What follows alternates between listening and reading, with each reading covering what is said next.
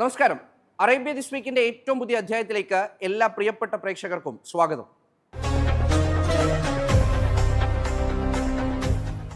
ചരിത്രമെഴുതി Ittihad passenger train ഓടിത്തുടങ്ങി. കഴിഞ്ഞ ചൊവ്വാഴ്ചയായിരുന്നു ആദ്യ service. ഫുജൈറയിൽ നിന്ന് അബുദാബിയിലേക്ക് വന്നത് ഒരു ട്രെയിനിലേറി ചരിത്രം തന്നെയാണ്.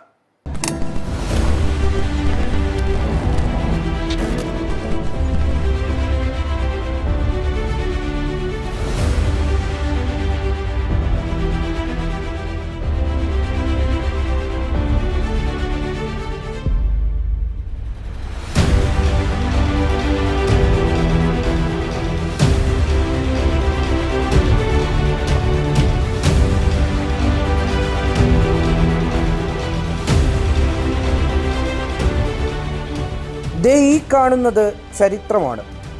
മരുഭൂമിയിലൂടെ ട്രെയിൻ ചൂളം വിളിച്ചെത്തുമെന്ന് സ്വപ്നം കണ്ടവരുടെ ദീർഘവീക്ഷണത്തിന്റെ സാക്ഷാത്കാരം.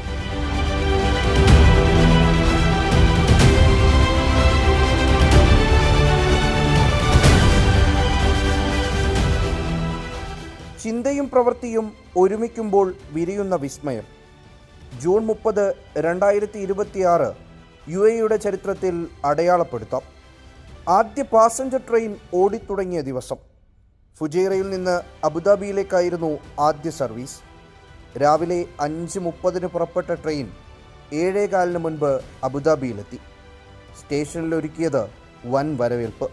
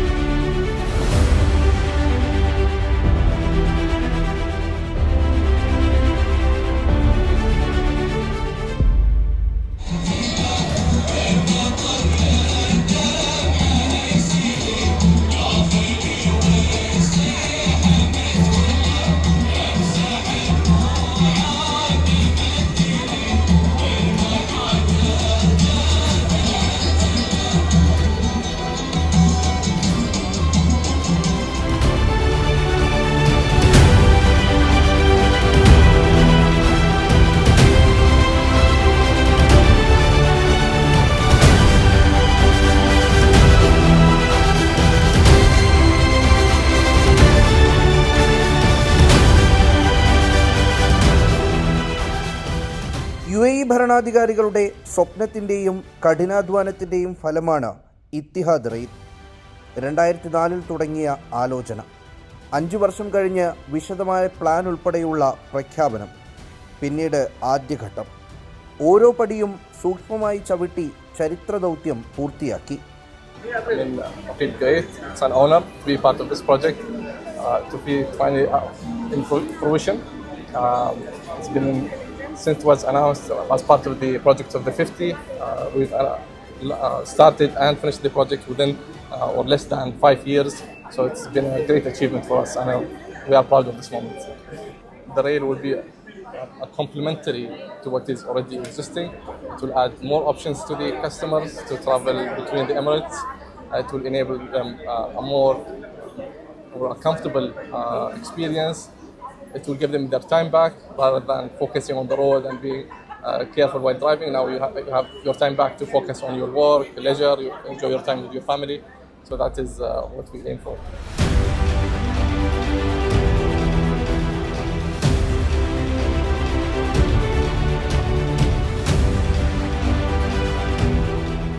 മലയാളികൾ കുടുംബസമേതം ഇത്തിഹാദ് റെയിലിൻ്റെ ആദ്യ യാത്രയിൽ ഭാഗമായി. നാട്ടിൽ ട്രെയിനിൽ കയറിയിട്ടില്ലാത്ത പ്രായമായവർ പോലും ഇത്തിഹാദിൽ യാത്ര ചെയ്തു. ആരുടെ ഒരു ഐഡിയ ആയിരുന്നു സത്യത്തിൽ നമുക്ക് ഫസ്റ്റ് യാത്ര ഇത് ചെയ്യണം എന്നുള്ളത്? ആരുടെ ഒരു ആഗ്രഹമായിരുന്നു? വൈഫിൻ്റെ ആഗ്രഹം. എന്തായിരുന്നു അങ്ങനെ ഒരു ആഗ്രഹം ഉണ്ടാവും? രാവിലെ സ്കൂളിൽ അവരെ കൊണ്ടുവിടാൻ പോകുമ്പോൾ റേഡിയോയിൽ എങ്ങനെ കേൾക്കത്തി അതിൻ്റെ സ്റ്റാർട്ട് ആവുന്നത് ജൂലൈ 30. അപ്പോഴേ നമുക്ക് ആഗ്രഹം ഉണ്ടായിരുന്നു ഫസ്റ്റ് ട്രിപ്പ് ഫസ്റ്റ് ഡേ തന്നെ പോകണം എന്നുള്ളത്. എങ്ങനെ ഉണ്ടായിരുന്നു? കയറിയിട്ട് എങ്ങനെയുണ്ട്? നല്ല എക്സ്പീരിയൻസ് ആയിരുന്നു, നന്നായിട്ട് എൻജോയ് ചെയ്തു. എനിക്ക് അതിന് മുഴുവൻ ഫെസിലിറ്റീസ് കാര്യങ്ങളൊക്കെ എങ്ങനെയുണ്ട്? കയറി ഇരുന്നിട്ട് ഒരു 1.5 മണിക്കൂർ യാത്ര ചെയ്യാൻ പറ്റിയൊരു ഇതുണ്ടോ? നമുക്ക് അങ്ങനെ വലിയ മുഷിപ്പൊന്നും തോന്നിയില്ല. പക്ഷേ എൻജോയബിൾ ആണ്. എൻജോയ് ചെയ്യുന്നവർക്ക് എൻജോയബിൾ ആണ്. നമ്മുടെ നാട്ടിലെ പോലെ നമുക്ക് പച്ചപ്പും ഹരിതവും ഒന്നും കാണാൻ പറ്റില്ല. പക്ഷേ എന്നാലും അടിപൊളിയായിരുന്നു യാത്രയാണ്. ബ്രൂസ് എത്രയല്ല പഠിക്കുന്നത്, എങ്ങനെ ഉണ്ടായിരുന്നു യാത്രയൊക്കെ? യാത്രയൊക്കെ നല്ലതാ, ഫുഡൊക്കെ നല്ലതാ.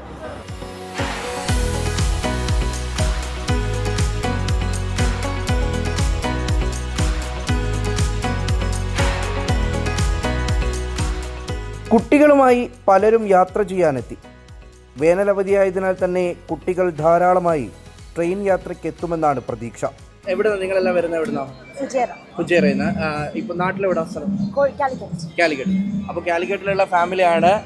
ഉമ്മ ഉൾപ്പെടെ എല്ലാവരും ആദ്യത്തെ യാത്രയല്ലേ? എങ്ങനെ ഉണ്ടായിരുന്നു ഫസ്റ്റ് യാത്ര ട്രെയിനിലൊക്കെ? നല്ല യാത്ര. നമ്മുടെ നാട്ടിലെ ട്രെയിനിലൊക്കെ കയറിയിട്ടില്ലേ? അപ്പോൾ ഇവിടുത്തെ ആദ്യമായിട്ടാണ്. നമ്മുടെ നാട്ടിലെ ട്രെയിനിൽ കയറിയിട്ടില്ല. അപ്പോൾ ഈ ട്രെയിനിൽ കയറിയപ്പോൾ എങ്ങനെ ഉണ്ടായിരുന്നു? നല്ല സുഖമായിരുന്നു. ആണോ? ഇരിക്കാനൊക്കെ എങ്ങനെ ഉണ്ടായിരുന്നു? കാഴ്ചകളൊക്കെ നല്ല കാഴ്ച പുറത്തുള്ള. അപ്പോൾ ഉമ്മ ആദ്യമായിട്ടാണ് ട്രെയിനിൽ കയറുന്നത്. അതും യുഎഇയിൽ വന്ന് യുഎഇയുടെ സ്വപ്ന പദ്ധതിയായിട്ടുള്ള ഇത്തിഹാദ് റെയിലിലെ ആദ്യ യാത്ര നടത്തിയ ഉമ്മാണ്. എങ്ങനെ ഉണ്ടായിരുന്നു മോളെ ആദ്യത്തെ യാത്ര? എങ്ങനെ ഉണ്ടായിരുന്നു?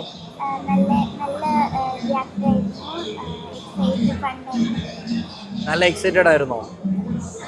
അപ്പോൾ കുറേ നാളായിട്ട് ഇത്തിഹാദ് റെയിൽ എന്ന് കേൾക്കുന്നുണ്ടായിരുന്നല്ലോ, അത് അനുഭവിച്ചറിഞ്ഞപ്പോൾ ഉള്ള അതിലെ ഒരു മൊമെന്റ്സ് എങ്ങനെ ഉണ്ടായിരുന്നു? വളരെ ഗ്രേറ്റ് ആയിരുന്നു. ഇത് എവിടെ നിന്നാണ് ഈ ഇത്തിഹാദ് റെയിൽ കയറണം എന്നുള്ളൊരു ആഗ്രഹം, ഫസ്റ്റ് യാത്ര നടത്തണം എന്നുള്ളതുണ്ടായിരുന്നു? ഇൻസ്റ്റയിൽ സ്ക്രോളിൽ നിന്ന് കണ്ടിരുന്നു. So at that time we just wanted to. അപ്പോൾ ഫെസിലിറ്റീസ് എങ്ങനെ ഉണ്ടാകത്തെ? Everything was very good. Like ഒന്നിനൊന്നും വെച്ചിരുന്നത്. അപ്പം everything was good and proud moment. അപ്പോൾ ഇപ്പോൾ ഒരുപാട് നാളായിട്ട് ഒരു പ്രവാസിയായിട്ടുള്ള ആളായിരിക്കുമല്ലോ. അപ്പോൾ ഇതിൻ്റെ വളർച്ചയൊക്കെ ഇങ്ങനെ കണ്ട് കേട്ട് പോയിട്ടുള്ള ആളാണ്. എങ്ങനെയുണ്ട് അത് യാഥാർത്ഥ്യമാകുമ്പോൾ? പ്രതീക്ഷയിലും ഒരുപാട് ഇതിലായിട്ടാണുള്ളത്. കാരണം എല്ലാ എമിറേറ്റ്സിൻ്റെ മണ്ണും ആസ്വദിച്ചിട്ടാണ് അബുദാബിയിലെത്തിയത്. അപ്പോൾ നമ്മളാദ്യം ഇത്തിഹാദ് ട്രെയിൻ ഇത്രയും നമ്മൾ പ്രതീക്ഷിച്ചില്ലായിരുന്നു. പക്ഷേ അത്രയും നല്ല പ്രൗഢ ഗംഭീരമായിട്ടുള്ള യാത്രയായിരുന്നു. സ്നാക്സ്, ആവശ്യത്തിന് ജ്യൂസ് എല്ലാം കറക്റ്റായിട്ട് സർവിങ് കാര്യങ്ങളും നീക്കാൻ ക്ലീൻ ആയിട്ട്. ഇതിൻ്റെ ബുക്കിങ്ങിന് പിന്നിൽ താങ്കളായിരുന്നു എന്ന് പറഞ്ഞു. ഫസ്റ്റ് ടിക്കറ്റ് കിട്ടും എന്ന് പ്രതീക്ഷിച്ചിരുന്നോ? പ്രതീക്ഷിച്ചില്ല. പക്ഷേ ഞാൻ ചെക്ക് ചെയ്തപ്പോൾ അവൈലബിൾ ആയിരുന്നു. പിന്നീട് നോക്കിയപ്പോൾ അത് പിന്നെ സോൾഡ് എന്ന് കണ്ടു. പക്ഷേ അതിൻ്റെ ഇടയിൽ നമ്മൾ ബുക്ക് ചെയ്തു. കിട്ടി.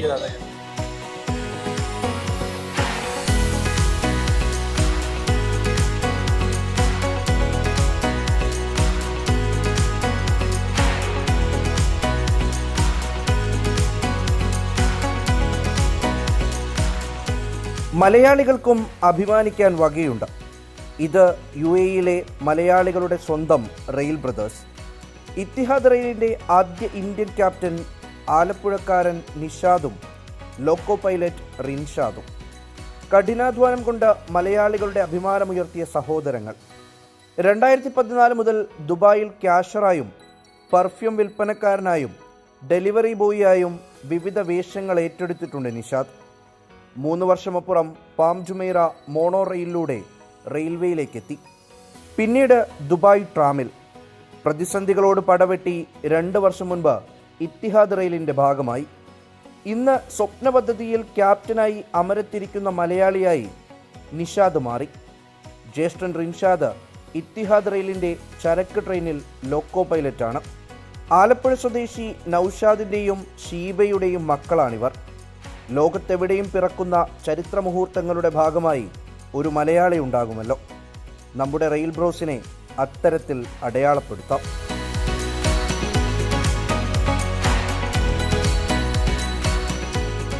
ദിവസം 3 ട്രെയിനുകളാണ് സർവീസ് നടത്തുന്നത്. അബുദാബിയിൽ നിന്ന് രാവിലെ 8:19 ആദ്യ ട്രെയിൻ. ഉച്ചയ്ക്ക് 1:13 വൈകിട്ട് 6:30 ഫുജൈറയിലേക്ക് ട്രെയിൻ ഉണ്ടാകും. ഫുജൈറയിൽ നിന്ന് അബുദാബിയിലേക്ക് ആദ്യ ട്രെയിൻ പുലർച്ചെ 5:34 പുറപ്പെടും. രാവിലെ 10:59 വൈകുന്നേരം 5:28 അബുദാബിയിലേക്ക് ട്രെയിൻ ഉണ്ടാകും. ദുബായ് സ്റ്റേഷൻ, ഷാർജയിലെ ദൈദ് സ്റ്റേഷൻ എന്നിവ September 30 Abu Dhabi Al Dhafra station December 30 തുറക്കും. ഷാർജ യൂണിവേഴ്സിറ്റി സിറ്റി സ്റ്റേഷൻ അടുത്ത വർഷം മാർച്ചിൽ തുറക്കുമെന്നാണ് പ്രതീക്ഷിക്കുന്നത്. GCC റെയിൽ എന്ന ബൃഹത് പദ്ധതിയുടെ വലിയ പങ്ക് UAE പൂർത്തിയാക്കുകയാണ്.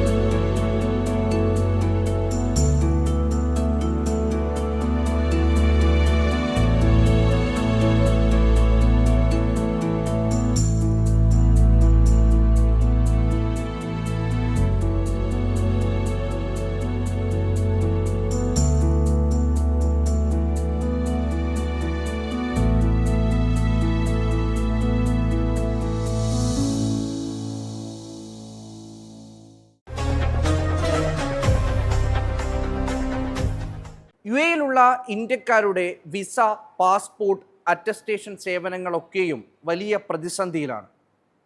പുതുതായി കരാർ ഏറ്റെടുത്ത കമ്പനിക്ക് ഇനിയും സർവീസുകൾ തുടങ്ങാൻ കഴിഞ്ഞിട്ടില്ല. നിലവിൽ ഇന്ത്യൻ കോൺസുലേറ്റും എംബസിയുമൊക്കെയാണ് സർവീസുകൾ പ്രൊവൈഡ് ചെയ്യുന്നത്. പക്ഷേ അക്കാര്യത്തിലും വലിയ പ്രതിസന്ധി ഉണ്ടെന്നാണ് പ്രവാസികൾ പറയുന്നത്.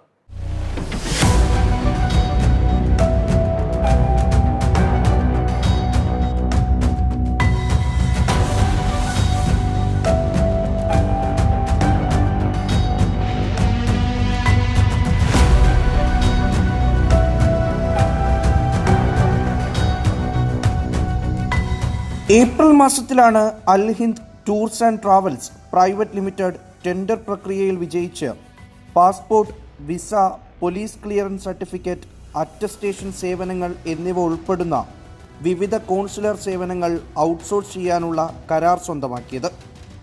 എംബസി പുറത്തിറക്കിയ ലെറ്റർ ഓഫ് ഇൻറ്റൻറ്റ് പ്രകാരം നിർദ്ദിഷ്ട ടെൻഡർ നടപടിക്രമങ്ങൾ അനുസരിച്ച് അൽ ഹിന്ദ് ലോവസ്റ്റ് ഫിനാൻഷ്യൽ ബിഡറായി തിരഞ്ഞെടുക്കപ്പെട്ടു. ടെൻഡറിൻ്റെ അവസാന റൗണ്ടിലുണ്ടായിരുന്നത് 4 കമ്പനികളാണ്. ജൂലൈ 1 അൽ ഹിന്ദ് വഴിയാകും ഈ സേവനങ്ങൾ എന്നാണ് അറിയിച്ചിരുന്നത്. എന്നാൽ ഇന്ന് 4 ദിവസം പിന്നിടുമ്പോഴും സേവനങ്ങൾ ആരംഭിക്കാനായിട്ടില്ല.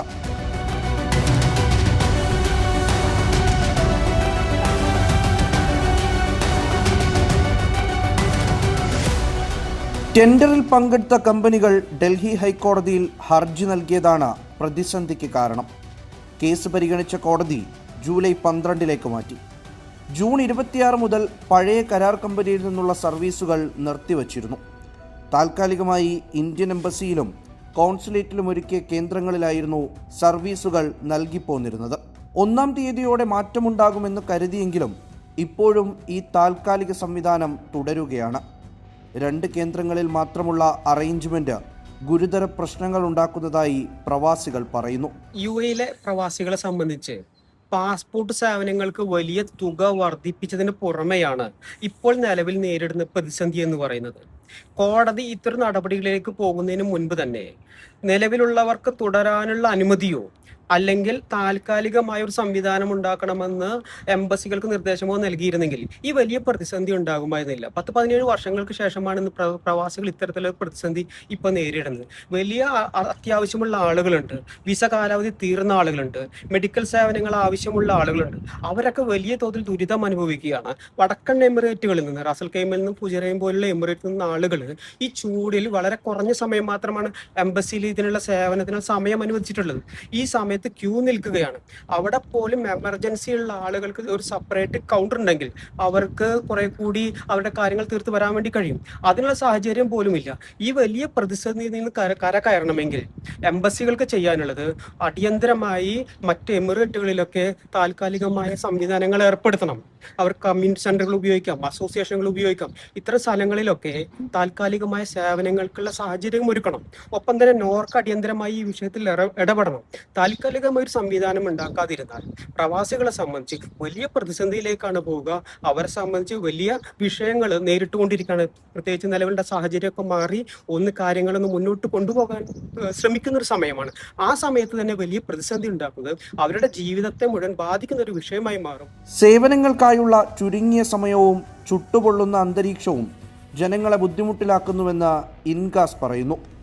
പ്രവാസികൾ പാസ്പോർട്ട് സംബന്ധമായ വിഷയവുമായിട്ട് കഴിഞ്ഞ കുറച്ച് ദിവസങ്ങളായി ഇവിടെ ഒരുപാട് ദുരിതങ്ങൾ അനുഭവിച്ചുകൊണ്ടിരിക്കുകയാണ്. അതാണ് ഇപ്പോൾ വ്യാപകമായി ചർച്ച ചെയ്യപ്പെടുന്ന ഒരു വിഷയം.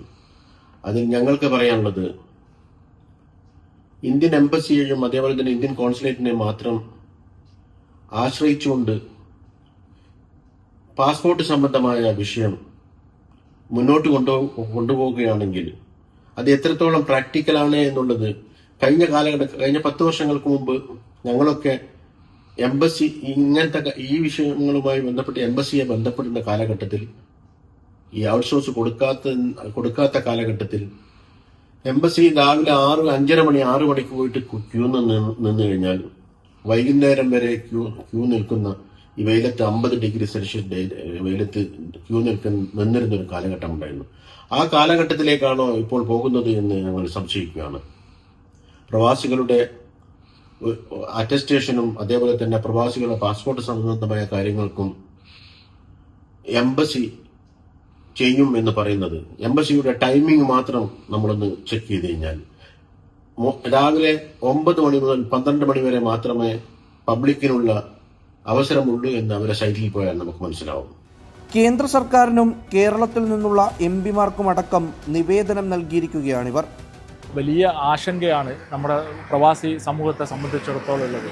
കാരണം ഇന്ത്യൻ കൗൺസിലേറ്റിലായിക്കോട്ടെ, ഇവിടെ ദുബൈയിൽ അല്ലെങ്കിൽ അബുദാബി ഇന്ത്യൻ എംബസി, ഈ 2 സ്ഥലത്ത് മാത്രമാണ് ഇപ്പം ഈ ഒരു സേവനം നടക്കുന്നുള്ളൂ. അതുപോലെ തന്നെ അതന്നെ വളരെ പരിമിതമായ, നിങ്ങളിപ്പോൾ തന്നെ സൂചിപ്പിച്ചതുപോലെ സമയത്തിൻ്റെ ഒരു പരിമിതിയുണ്ട്. അതുപോലെ തന്നെ സൗകര്യത്തിൻ്റെ ആകെ 2-3 കൗണ്ടർ, ആ ഒരു രീതിയിലാണ് കാര്യങ്ങൾ പോകുന്നത്.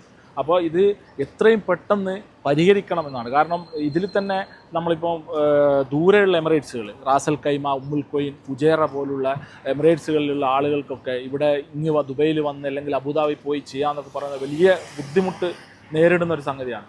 അതുപോലെ ഇതിൻ്റെ ഫീ വർധനവ്, അതും വലിയ രീതിയിൽ എന്താ പറയുക, ഒരു സാധാരണക്കാരായിട്ടുള്ള പ്രവാസികളുടെ തലയിൽ ഒരു വലിയൊരു ഭാരം തന്നെയാണ്. കാരണം ഏകദേശം നമ്മൾ ഇന്ത്യൻ രൂപ വെച്ച് നോക്കുകയാണെങ്കിൽ ഒരു 12,000 രൂപയോളം വേണം ഇതിൻ്റെ ഫീ ആയിട്ട്. അതുതന്നെ നമ്മൾ 60 പേജുള്ള പാസ്പോർട്ട് ആണെങ്കിൽ അത് 20,000 രൂപയിലേക്കാണ് പോകുന്നത്, ഇന്ത്യൻ രൂപ വെച്ചിട്ട് നമ്മൾ കാൽക്കുലേറ്റ് ചെയ്യുകയാണെങ്കിൽ.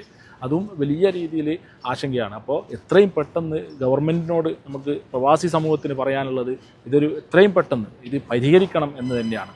നമ്മൾ അതിൻ്റെ ഇടപെടലുകൾ ഞങ്ങളെ ഇൻകാസിൻ്റെ നേതൃത്വത്തിൽ, അത് നാഷണൽ കമ്മിറ്റി നേതൃത്വത്തിലായിക്കോട്ടെ, അതുപോലെ സ്റ്റേറ്റ് കമ്മിറ്റി നേതൃത്വത്തിലൊക്കെ അതിൻ്റെതായ രീതിയിലുള്ള നമ്മൾ പ്രവാസികാര്യ വകുപ്പിലേക്കും എല്ലാം അതിൻ്റെ നമ്മൾ ഇമെയിൽ ത്രൂവും കാര്യങ്ങളൊക്കെ ചെയ്യുന്നുണ്ട്. ഇനി അതിനങ്ങോട്ട് ഇനി എന്താണോ വേണ്ടത് ആ രീതിയിൽ മുന്നോട്ട് പോകാൻ തന്നെയാണ് തീരുമാനം. സേവനങ്ങൾ നൽകാൻ തങ്ങൾ പൂർണ്ണ സജ്ജരാണെന്ന് അൽ ഹിന്ദ് പറയുന്നു. 16 കേന്ദ്രങ്ങൾ ഒരുക്കിയിട്ടുണ്ട്.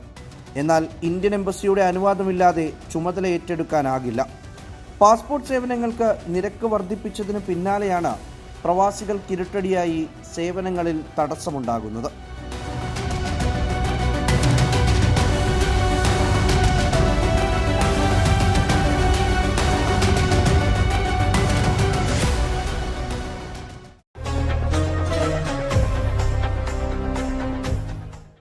ഇക്കഴിഞ്ഞ ആഴ്ച ഖത്തറിൽ ഇറാന്റെയും അമേരിക്കയുടെയും പ്രതിനിധികൾ എത്തിയിരുന്നു. നേരിട്ടുള്ള ചർച്ചകൾ ഉണ്ടാകുമെന്ന് പ്രതീക്ഷിച്ചെങ്കിലും അതുണ്ടായില്ല. പക്ഷേ നേരിട്ടല്ലാത്ത ചർച്ചയിൽ കാര്യമായ ചില പുരോഗതികൾ ഉണ്ടായതായാണ് ഖത്തർ ഉൾപ്പെടെ പറയുന്നത്.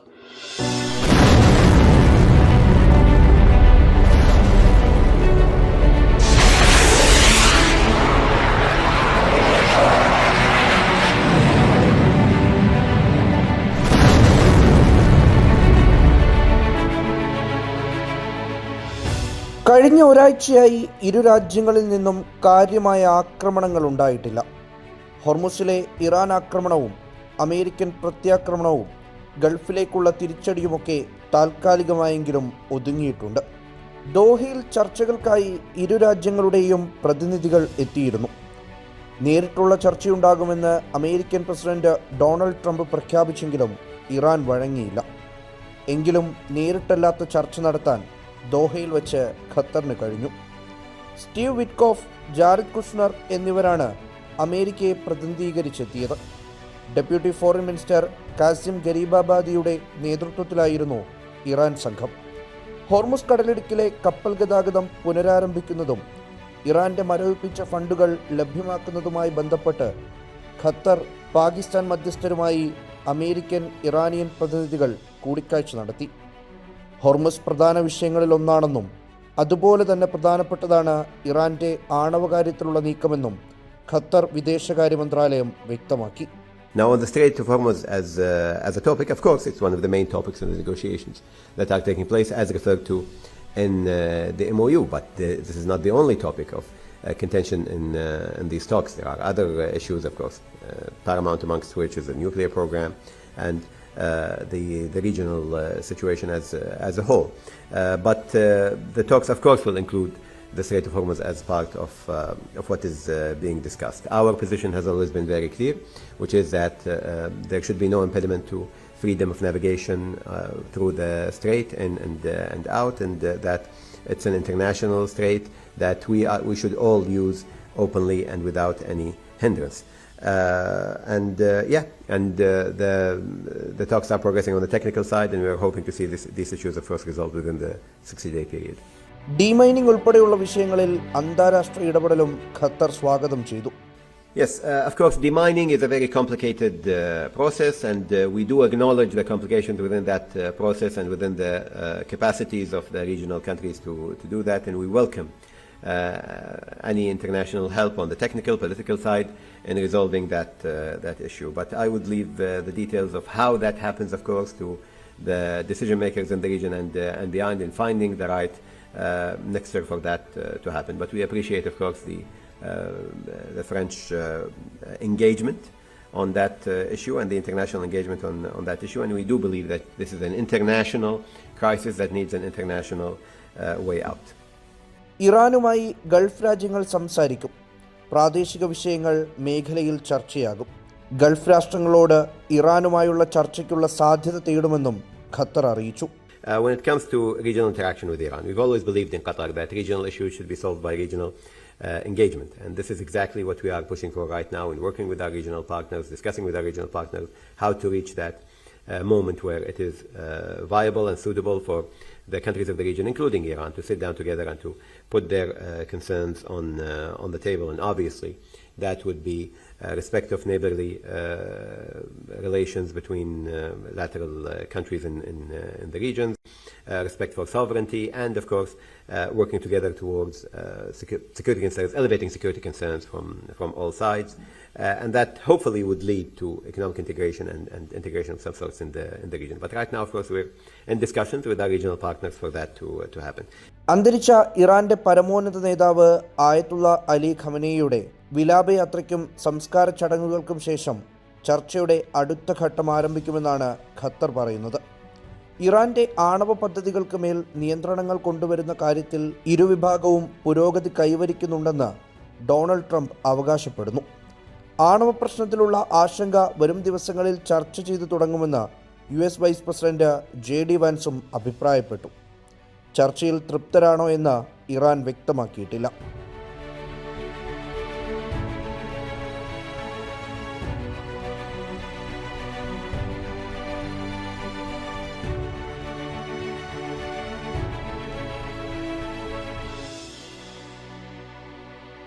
അറേബ്യ ദിസ് വീക്കിന്റെ ഈ അധ്യായം ഇവിടെ പൂർത്തിയാകുന്നു. അടുത്ത ആഴ്ച ഇതേ ദിവസം ഇതേ സമയം കാണാം. Good bye.